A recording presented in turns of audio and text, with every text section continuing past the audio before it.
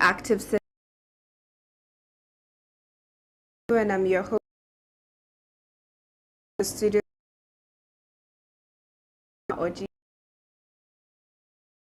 I'm in this Mr. Ugochukwu Afoba. Good evening. How are you doing? Good evening. I'm fine. How are you doing? I am fine. I am fine. Anyways, we're going straight to the first story that we have today. Now we're seeing an abduction in Edo State where a couple, a man and his pregnant wife, has been abducted.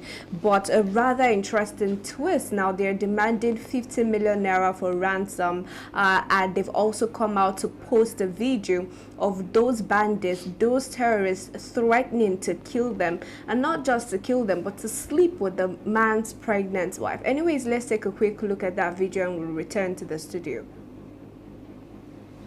My wife get belly, they want to sleep with her. I beg, no airport, no only 7 million from your feelings. I beg, no airport. They say now 15 million in the fine. No airport. I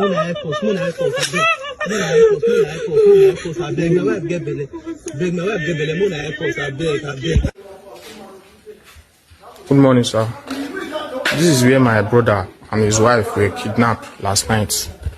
The both of them, around the hours of 7 to 8. He was coming back from town yesterday in his house when they kidnapped him and his wife. According to somebody that was at home, he said he saw Fulani men taking them inside the bush.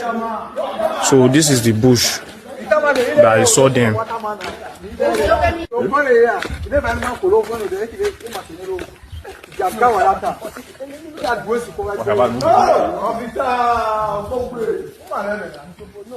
So this is the environment. This is the bush where he was taken into. They took him and his wife. Alright, we just saw that video. Now we saw a video of the couple being threatened by the bandits, begging the public to help with the money that they're demanding for, and also the scene where they were captured. Just to tie that to another bandit attack in Abuja, a 16-year-old boy and six girls were abducted in Abuja. Now this happened during a late-night attack on Gidan-Bijimi, a community in Kawu ward of Buhari Area Council, FCT. Now, they said, witnesses say that they saw armed men with AK-47 and the likes of them, and they whisked these people away. So comparing these two, just in addition to the attack in Edo State and the one in Abuja, let's get your take, Ifoma. Sharon, I think I am completely exhausted. I'm completely exhausted that every single time we get to talk about insecurity in Nigeria, it is exhausting, it's mentally draining, to be honest with you. It's as if we've lost grip of the society. It's as if we've lost grip of humanity. We've lost every sense of conscience in our reasoning. How is it that you go to people's homes and you abduct them? How do you kidnap people in their home? What is going on? This kidnapping, it has gotten out of hand, to be honest. It's as if these people, it's not even as if these people are now working. It's a full-blown institution right now. And it seems maybe this is actually the new business people are into right now. It's as if the government positions are no longer, leadership positions are no longer fetching more money. It's actually, Yahoo business is no longer fetching more money. Everybody now is geared towards banditry and terrorism. And I ask, at the end of the day, what do you gain from instilling fear from people, human beings like you? It is so sad that a man will just be comfortable in his house and then you come and kidnap him with his pregnant wife, and you're threatening 50 million naira. Where are they supposed to get 50 million naira? Seriously, I am so tired of always discussing this, and it's a level of hopelessness and helplessness that we we feel towards the government, because we know we can't beckon on them and then they will hear our cry and probably take action against insecurity. We saw what happened in Kebbi State. We saw that we still see that the children that were still abducted, or people that were abducted in Niger State, over 300 of these students are still in captivity up to today, and every day we wake up is one sad news or the other. I think Nigerians are jaded, Nigerians are tired. The government, I pray we'll stop all this rigmaroling. I pray that we'll stop all this beating about the bush. I pray that we'll stop all this negotiation. It's not working. Right. If you try this approach and it's not working, try a different strategy. People are dying, people are in pain. Mr. Ogochi, could you have the same stance, especially with the recent abductions, comparing also what happened in Abuja, the abduction of a 16-year-old boy and 6 girls, and also this couple in Edo State? I think this is now looking like organized crimes, because if you look at it, they started from places like in the northwest, the core north, moving to even now in north central. We're part of the one in Abuja, the heart of Nigeria. I mean, if that could happen in Abuja, how much more every other state in this country? It is so bad, and at this time, the only thing I can say is that our government, they do not care about us. Honestly, they don't, because we can count how many other times they have, done something that is only for their favor. It's a matter of misplaced purity. I'll keep on giving examples like this. Some time ago, show recalled the president a criminal, and the president, they were quick to the federal government not just to get him, but to write to Facebook and Instagram to take down his post. But then we see these bandits editing clean videos that looks like a movie trailer, and they post it online for people to see, and you don't do anything about it. Nothing. You do not try to take down these very horrific images from the public space. It's a problem of misplaced purity. They do not care about us, and it is so sad. And I don't know at this point, I don't know what we are going to do at this point. I don't know if I should say we should pray or continue calling on them, but what can we do? This is a time when we really should advocate for legalization of arms. You know, Nigerians. this, like you rightfully said, has now spread to other parts of Nigeria. Before now, we saw the Kebbi, the Kwara, the Niger attacks. Now, of course, the Borno attacks as well, the Zamfara attacks. Now we're also seeing the Abuja attack. But before now, there was actually a social media rumor that they made an announcement that they were going to attack Edo State. Even before they attacked Edo, they were going to attack Edo. We also heard about Abuja. And before now as well, we saw that the schools in Abuja were being told to shut down because of insecurity, but Wike came and reversed that. So let's get your take on this series of events so far, Ifoma. I think the government, most especially, I don't know, I have serious reservation with that man called Wike. I have serious, like, every time I talk about him or they mention his name, my stomach rumbles, and I don't know why. I feel like I know why, to be honest. Now, reversing the closure of schools because of insecurity, I think that is quite insensitive. And you ask the question, what is the motive behind him reversing this particular thing? Because you've seen other states, even the president, not just the president, other governors have actually shut down schools in different states. So why is it that FCT, we are still having people going to school? Is it till they whisk away all the children in various schools or in the schools in FCT that you shut down schools? There's serious insecurity in the land. Everybody is supposed to be on ground. All hands are supposed to be on deck. If they say there is security emergency, insecurity emergency or whatever, everybody should be, on ground. Everybody should put hands together. Let's see if we can combat this. Why is it that we are seeing some people agreeing and concurring to insecurity, and some people are still behaving as if there is nothing like insecurity in the land? It's so sad, and I'm waiting. It's not like I'm praying for them, but I pray that maybe somehow, I don't know why I'm saying I'm praying. Seriously, I'm really tired. All right. I hope maybe when this insecurity visit their abode, they can actually do something. And then coming to you finally now with these abductions and the whole back and forth in Abuja before now. This was the same thing we saw in Kebbi, where there was an intel in Niger State actually, that there was an intel that they were going to raid schools, and they ordered the shutdown of school, but they said that particular St. Mary's school refused to shut down before we saw the over 300 abductions. So let's get your take on the same thing happening in Abuja now. What is happening in Abuja, it's looking like an organized crime. Look at the serious how they are carrying out these missions. And now in Abuja, honestly, I didn't think it would get to this place we are now. And to hear of this attack in Abuja, it makes me scared as a Nigerian, although I have already been since the inception of this insurgency all over the place. And about the school shutting down, it's, I don't know how to put it, because we should not encourage schools to shut down. Students are supposed to be learning, but then it is he who is alive who reads and learns. You see, so first of all, the government must ensure the security of the students.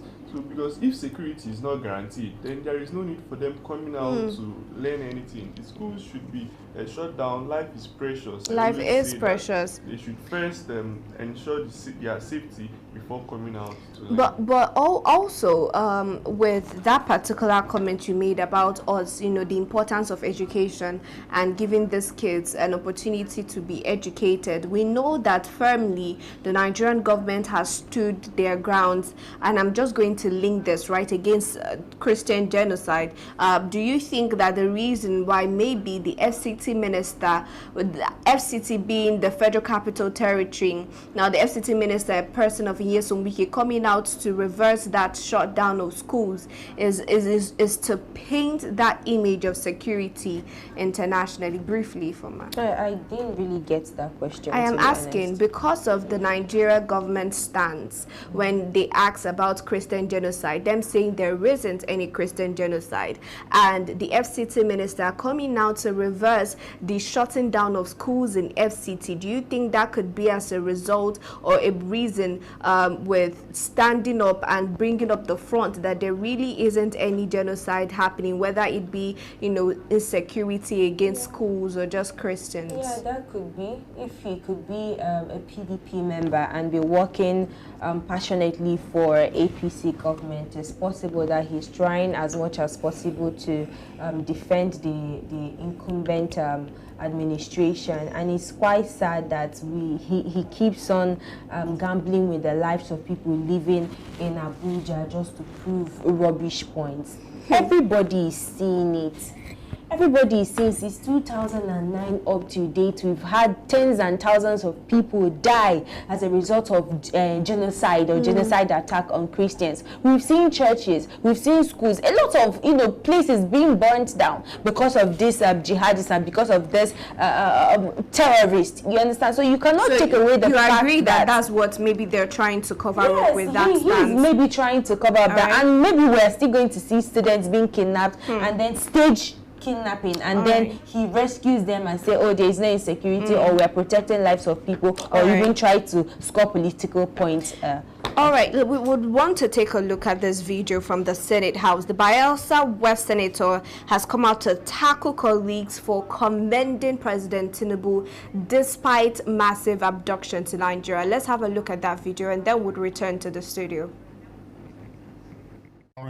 Dixon, Bayelsa West, and I rise to make a brief contribution to this discussion on a very serious issue.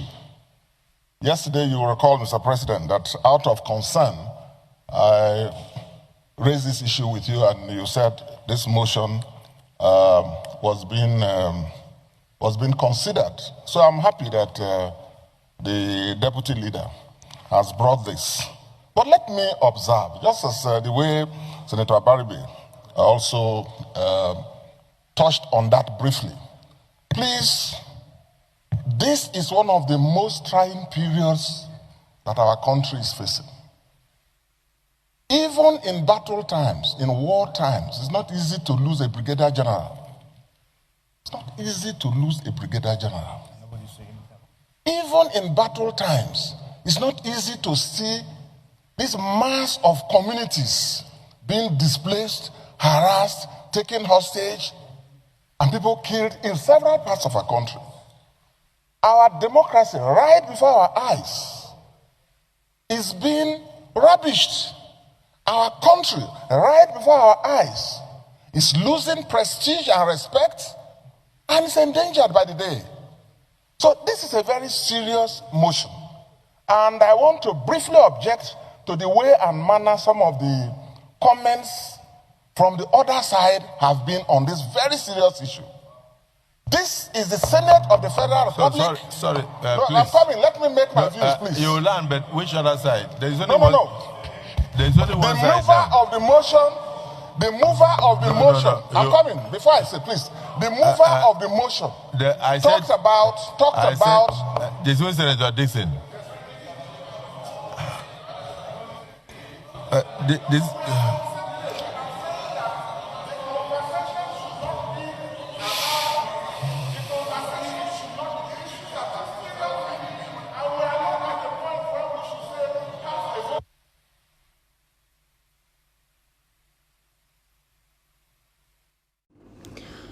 All right, we just saw that video, and this is coming from the Bayelsa West senator talking about the attitude of other senators towards the current issue of insecurity. And we saw the altercation, even his mic was turned off. So briefly, let's have your take, because earlier we were talking about the fact that we need more senators.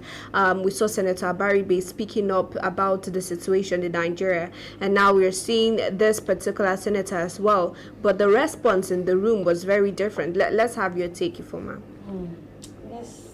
This Senate House, oh God, there are a lot of things to fix in Nigeria, to be honest. Where do you even begin from? There are numerous, a lot. Now, this is somebody coming out to decry about the state of insecurity in Nigeria, and you're turning off his mic. This is the same parliament, this is the same house where we talk about legalizing cows, and everybody is listening, everybody is debating, paying attention to the rubbish. This is the same house where they are happily discussing about having a sumptuous meal with the president's wife. This is the same house whereby loans, approval for bills and loans will be handed, dropped on their table, placed on their table, and before you know it, can I have an eye? Everybody an eye. There will be no nay. But this is insecurity that we are talking about here, and we're having them turning his mic off. This country, we've really lost our grip on each other. We've lost the grip on society. I don't know the path we're headed to at this point in time, but I know that it can only be catastrophic, to be honest. It's as if there is no remedy.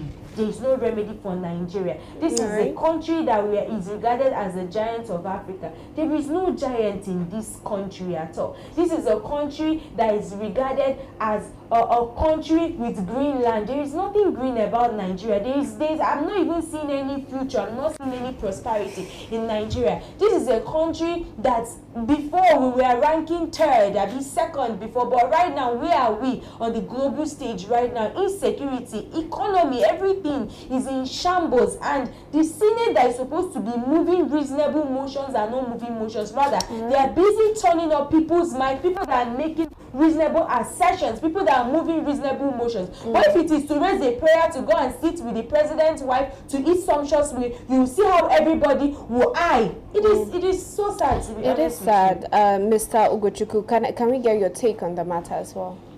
Speaking about how Nigeria is seen at the global stage, it reminds me, I think yesterday in the evening I was speaking with my cousin who lives in the US, was supposed to come back for Christmas this year, and I was talking to him and I was asking, when are you planning to come back?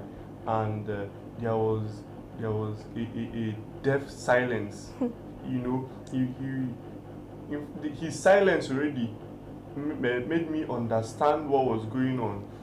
He said to me that Nigeria is in a plague, that he cannot risk or even afford coming back to Nigeria. And you know, a lot of nations have been giving warnings, like Canada, about the insecurity in Nigeria and warning people about traveling down to Nigeria. Yes. So this whole thing we are seeing now, it's painting the country black in the global stage.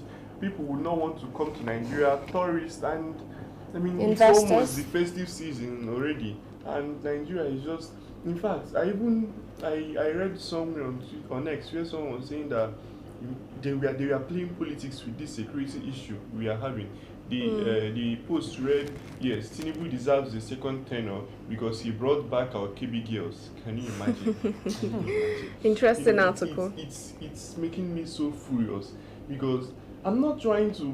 If he brought back girls, it is good. It is commendable that he's resolving those issues. But my point is that they are not taking this as serious as they take other matters that affects them. It hasn't hit their homes. The way this administration has been clamping down on Shore, if they put in that same energy into this insecurity issue, they will solve it before the next day. They wrote to X and other social media platforms to take down Shore's post, but we see bandits, they go live on TikTok. Nothing is done about it. Nothing is done about it. You know, I think they only work on matters that affects their political ambition. I'll continue saying it because if they see this as something as urgent as anything, national security, the lives of Nigerians, you know, they would really take. Telling me that he cancelled his trip, his G2. Is he not supposed to? He is the president. All right. We didn't elect him so he can be going on international trips. We elected him so he can fix our country. Exactly. Although I didn't elect him. Exactly. The president of Nigeria is to serve Nigerians, not the other way around. Talking about insecurity, power play, politics in Africa, we are moving to another African nation. We're moving to Guinea-Bissau now, where currently former President Goodluck Jonathan is stranded as military seizes power. Now, this is one of those cases. We've seen the Nigerian government come out to strongly oppose this power now from the military in Guinea-Bissau, and they've written a press release for this. But, you know, a lot of people are worried for former President Goodluck Jonathan, who led the West African Elders Forum observer team for the presidential and parliamentary elections. Now, we understand that it was during these elections which they had international observers, of which former President Goodluck Jonathan went there for, because I've seen a lot of Nigerians asking what exactly was he doing there in the first place. But now, as the military has taken over power, they shut down borders, they shut down electricity as well, so it seems as though the entire country is on standby. But we're getting messages that he's safe as well. But let's have your take, especially on the military taking over in Guinea-Bissau. I think West Africa have West African countries like Mali, Burkina Faso, and the rest of them have kind of witnessed this political instability in their countries, and Guinea is not to be minused from the equation. Now, this Guinea that we are talking about have had about, I think that should be up to 10 attempted coups in the past years since they gained independence. So this is not actually a new development, it's not actually news. But I hope that I know that at this point all eyes are on Nigerian government and all eyes are on ECOWAS to try as much as possible to bring him back to Nigeria, just like what you said right now, that he, according to him, is in safe hands. So we hope that very soon that he should be brought back to Nigeria. Do we see a repetition of what's going on in other African nations being repeated in Nigeria, Mr. Ugo? I really hope not. But from the way things are going now, the government, by all means, are proving that they are incompetent and they cannot do the job. So I will not be surprised if a group from the military decides to take over the government. But I think I've said it before and I'll say it again, that is not what Nigeria needs. The military coup in Guinea-Bissau, it is utterly condemnable. I condemn it. The military should not be in government. Their job is protecting the borders of their country. And you know, this pattern of military coups in Africa is just painting Africa as incompetent, a country that is not civil. You know, we are not civilized, and that is why the military is always taking over. Because check around the whole world, Africa is the most populous continent with military heads of state in it presently. It just portrays Africa as a state that where we are not civil and we cannot take care of ourselves or handle ourselves.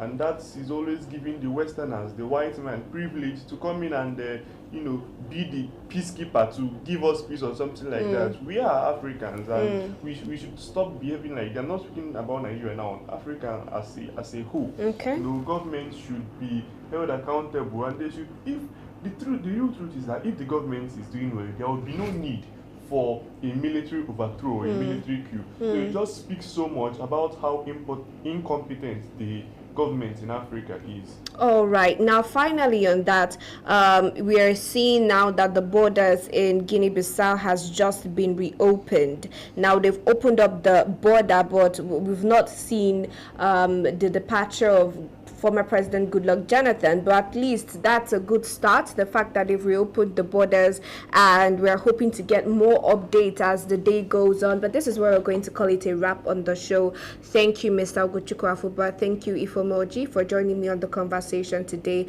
As always, to our viewers, if you're watching for the first time, this is Active Citizens Parliament right here on Active Citizens. And if you're yet to subscribe to our YouTube, you are wrong. Please endeavor to do that so you're more up to date with the happenings in Nigeria and around the world. Please follow us across all social media at Active Citizens, and you can find me across all media as well at Sharon Enemchukwu. And you, can find me on Facebook at Oji Sophia and on Instagram at Misolex. Mr. Ogochukwu. You can find me on Instagram, Facebook, and X at Ogochukwu Afuba. All right, till we come your way tomorrow.